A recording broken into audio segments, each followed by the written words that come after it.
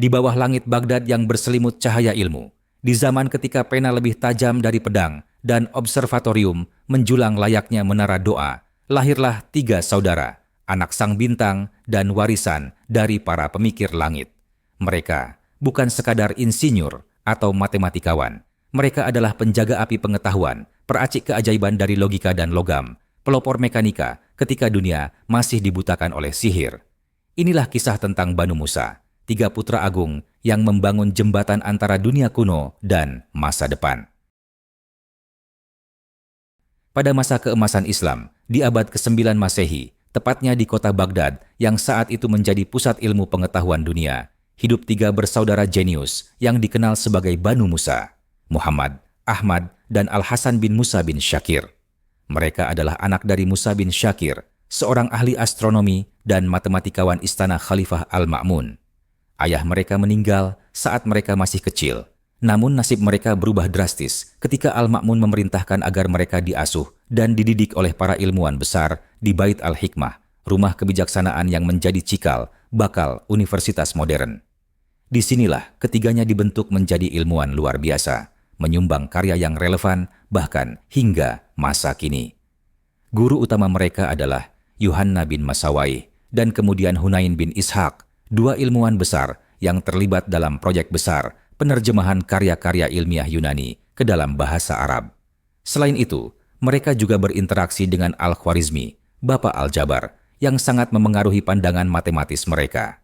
Lingkungan ilmiah ini memungkinkan mereka mengeksplorasi berbagai disiplin ilmu, dari matematika, mekanika, hingga astronomi.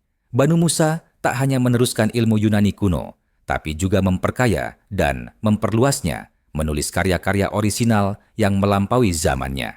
Karya mereka yang paling terkenal adalah Kitab Al-Hiyal atau buku tentang alat-alat cerdik, yang merupakan ensiklopedia mekanika praktis berisi lebih dari 100 alat otomatis, termasuk perangkat hidrolik, katup satu arah, dan berbagai alat yang prinsip kerjanya mirip teknologi modern seperti robotika dan teknik kontrol. Salah satu penemuan mereka adalah lampu otomatis yang padam sendiri ketika siang hari datang, sebuah prinsip dasar dari feedback loop yang kini dipakai dalam sistem otomatisasi, termasuk termostat modern. Dalam Kitab Al-Hiyal, mereka juga mendeskripsikan air mancur otomatis, bejana yang bisa mengisi sendiri, dan alat musik otomatis yang bisa dimainkan tanpa manusia. Prinsip-prinsip ini merupakan cikal bakal dari sistem hidrolik dan pneumatik yang dipakai di berbagai teknologi masa kini, termasuk mesin cuci, sistem rem hidrolik pada kendaraan, dan alat-alat industri otomatis. Mereka juga menemukan sistem katup dan tekanan yang menjadi dasar teknologi sanitasi modern seperti toilet siram. Selain dalam bidang mekanika, Banu Musa juga menulis karya-karya penting dalam matematika. Muhammad bin Musa menulis tentang pembagian lingkaran menjadi segmen-segmen yang sama, yang menjadi dasar dalam pengembangan teori geometri dan trigonometri. Karya mereka dalam bidang pengukuran kurva dan benda-benda tidak beraturan berkontribusi pada perkembangan integral sebelum masa Newton dan Leibniz. Mereka juga aktif dalam pembuatan peta dan pemetaan bumi, serta memperbaiki pengukuran panjang garis bujur dan lintang dengan metode lebih presisi.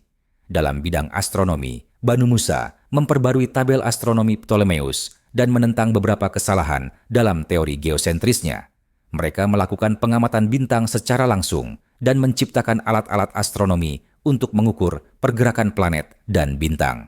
Salah satu inovasi mereka adalah peningkatan desain astrolab, alat multifungsi yang digunakan untuk navigasi, pengamatan astronomi, dan pengukuran waktu yang sangat berguna bahkan hingga zaman pelayaran Eropa.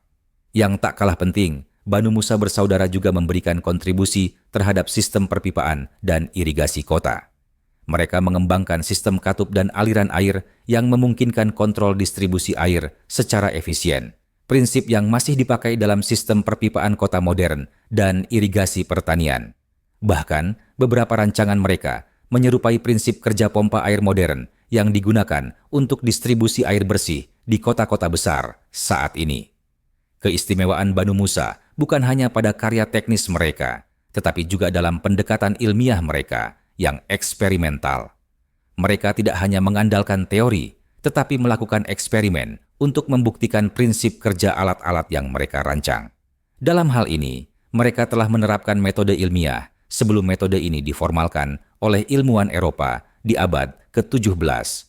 Cara kerja mereka membuka jalan bagi sains eksperimental sebagai landasan dari teknologi modern. Meski mereka hidup lebih dari 1100 tahun yang lalu, karya Banu Musa masih hidup dalam berbagai bentuk teknologi yang kita nikmati hari ini. Sistem otomatisasi, teknik kontrol, mekanika fluida, bahkan sebagian prinsip dalam robotika punya akar dari eksperimen dan rancangan mereka.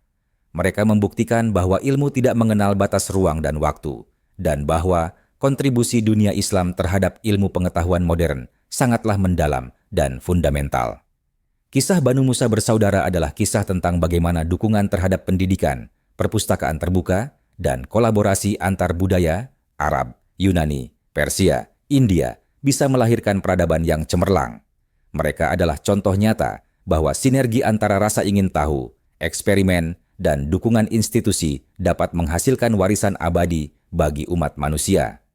Warisan mereka mengingatkan kita bahwa inovasi sejati lahir dari keberanian untuk berpikir lintas batas dan keinginan tulus untuk memahami dunia. Kini, di tengah dunia yang dipenuhi mesin canggih dan otomasi yang tak terlihat, gema karya Banu Musa masih berdenyut dalam setiap katup, setiap aliran air, setiap sistem yang bekerja tanpa tangan manusia. Dari prinsip-prinsip hidrolik yang mereka rumuskan lebih dari 1000 tahun silam, katup satu arah, pompa otomatis, bejana bertekanan, lahirlah fondasi bagi teknologi